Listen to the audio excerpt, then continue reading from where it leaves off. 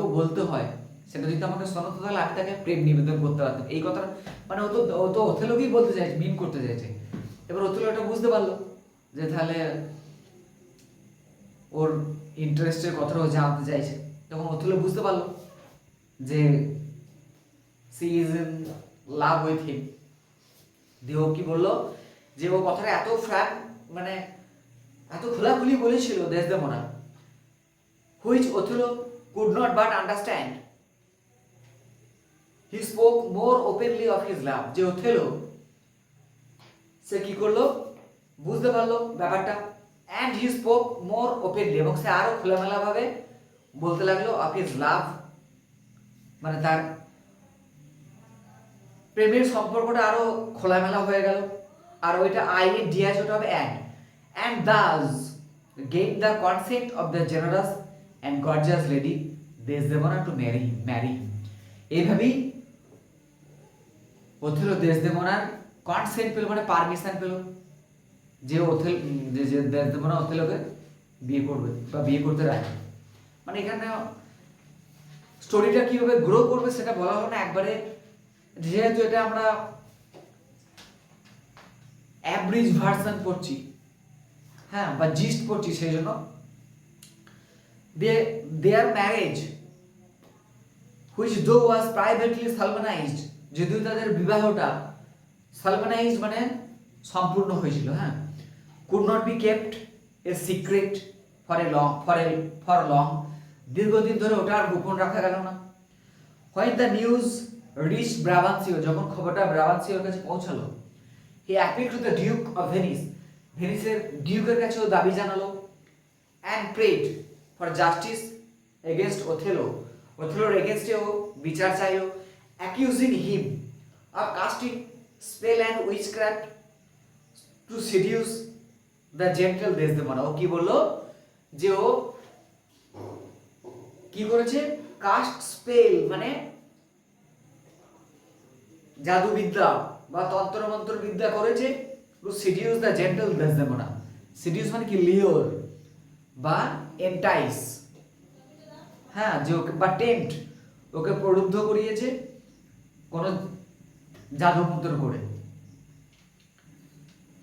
দিয়ে কি করছে, উইনিং হার হার্ট, তার মনটাকে জয় করেছে, অ্যান্ড ম্যারিং হার, এবং তাকে বিয়ে করেছে, without taking the consent of her father, তার বাবার পারমিশন না নিয়ে। তাহলে এই অভিযোগটা কে আনলো, ব্রাবান্সিও।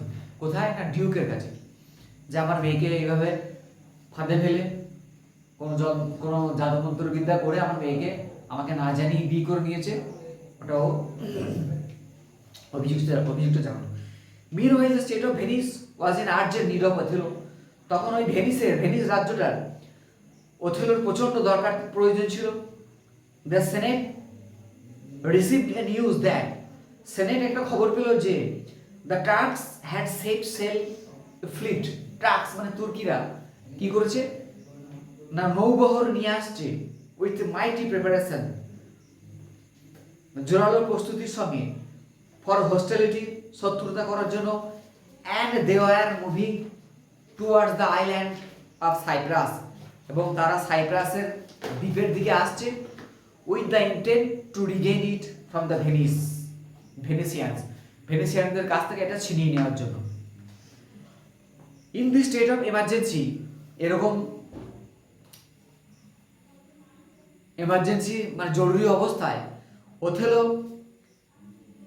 Deemed as the most competent general to defend Cyprus against the invasion of the Turks. এরকম অবস্থা ওথেলো ওয়াজ ডিমড মানে রিগার্ডেড, ওথেলোকে মনে করা হলো দ্য মোস্ট কম্পিটেন্ট হচ্ছে ওয়ার্দি বা skilled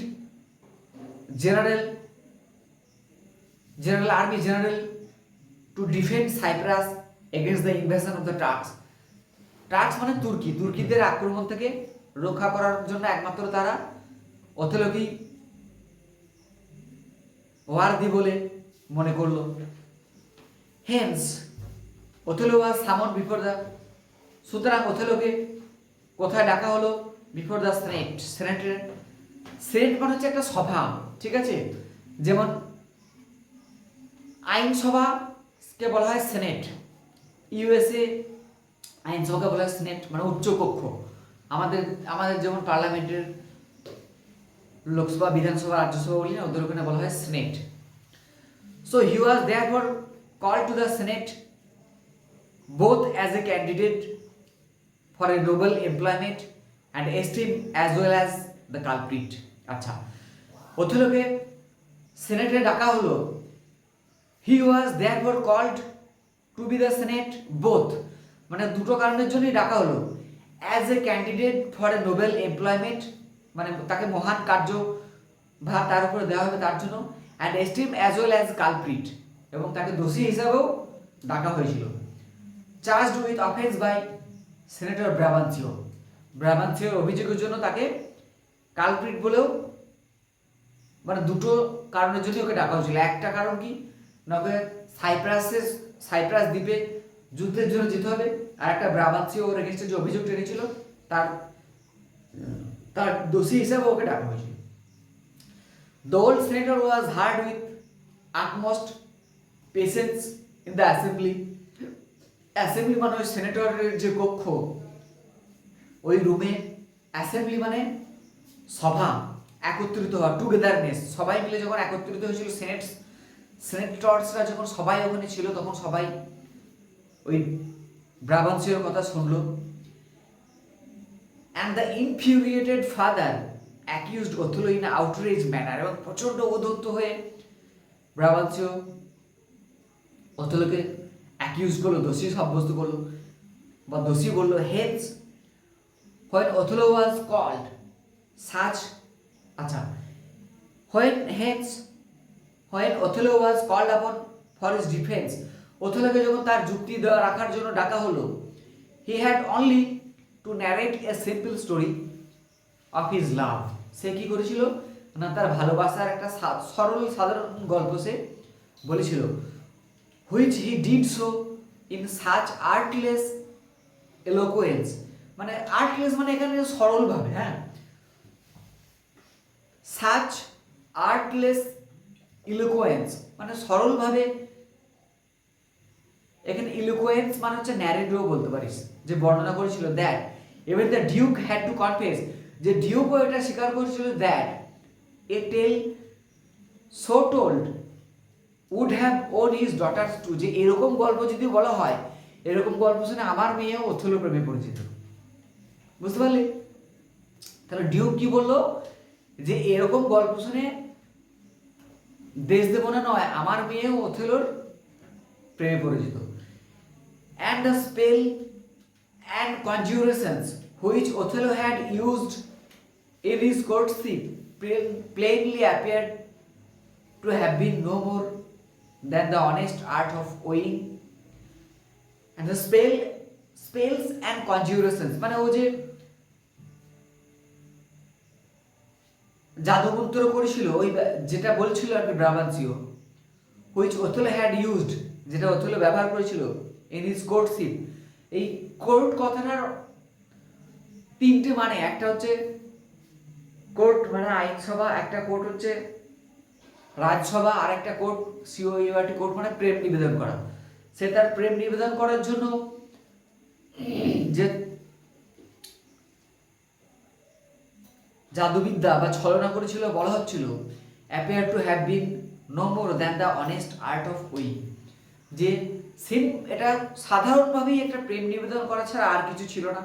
and the only witchcraft which he had used is the skill of telling a soft টেল।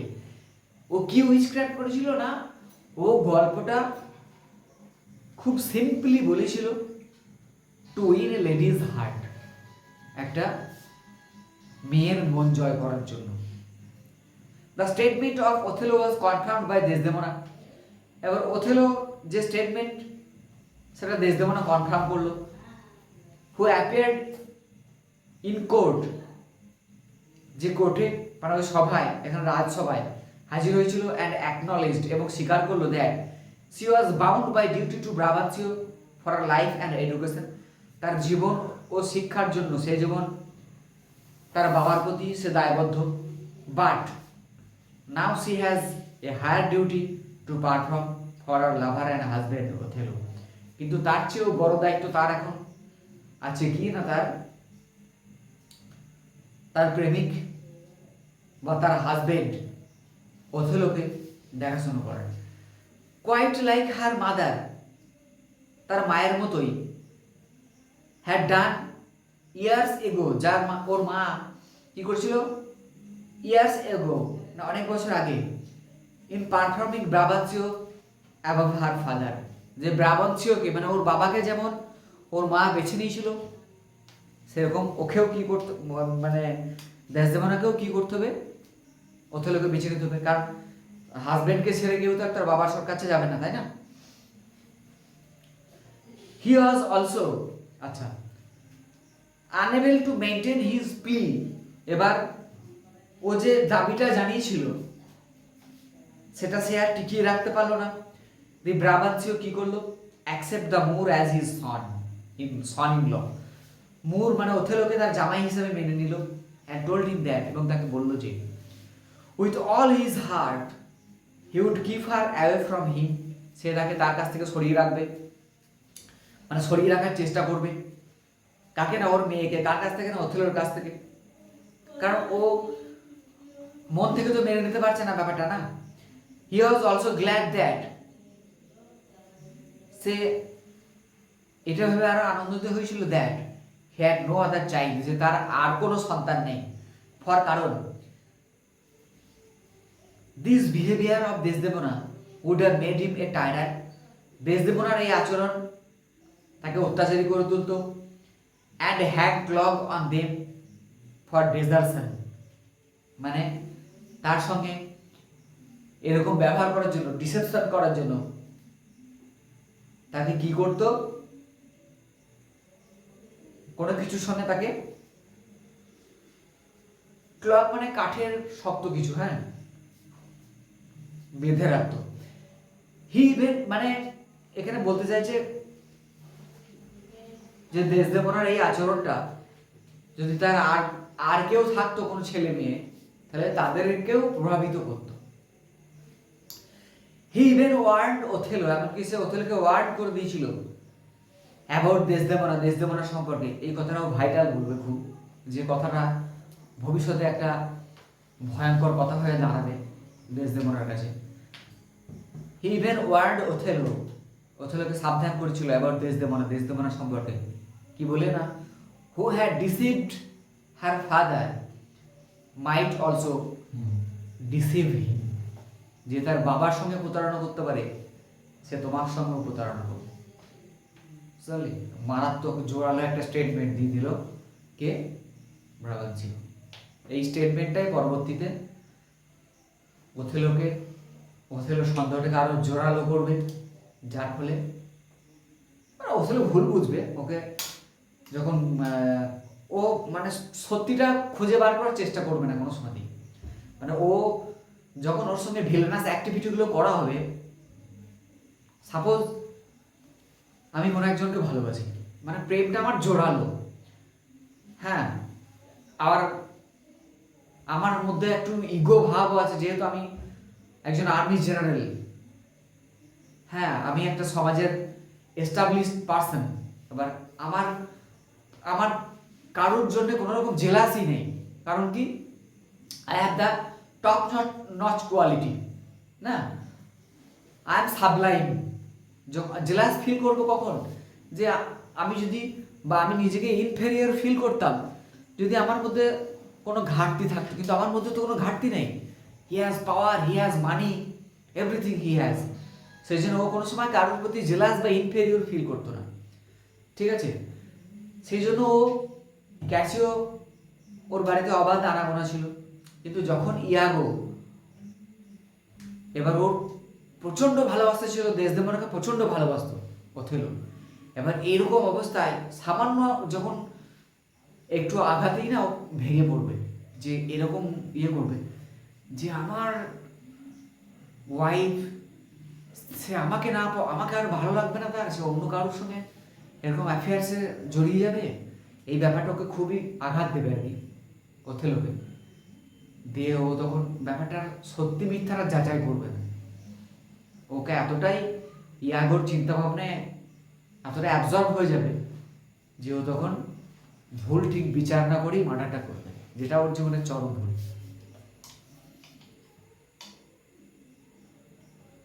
কিন্তু ওদের প্রেমটাও ছিল জোরালো। এবার এরকম জোরালো প্রেমে যখন কেউ সামান্য একটু খোটা দিন মানে বলবে কোনো জিনিস মিথ্যা করে বলে দেবে, তখন তোর কাছে সেটা কি মনে হবে যে হ্যাঁ আমার সঙ্গে এরকম করতে পারলো। স্বাভাবিক কথাই, এটা আমাদের প্রত্যেকের সঙ্গেই হয় এরকম ঘটনা। কারোর প্রতি জোরালো যখন অনুভূতি থাকে তখন একটু অল্প আঘাতেই আমরা ভেঙে পড়ি যে হ্যাঁ ও আমার সঙ্গে এরকম করতে পারলো। এটা আমাদেরকে আবার যদি আমি পাওয়ারফুল হই, মানে আমি একজন এস্টাবলিশ যদি হই, সেটা তো আরও জোরালো ইম্প্যাক্ট ফেলবে, যেটাই ওথেলোর মধ্যে হয়েছিল, ওথেলোর সঙ্গে ঘটেছিল আর কি। যখন তার মধ্যে আর ভুল ঠিক বিচার করার ক্ষমতা তখন কাজ করবে না, তখন সেটাই ভাববে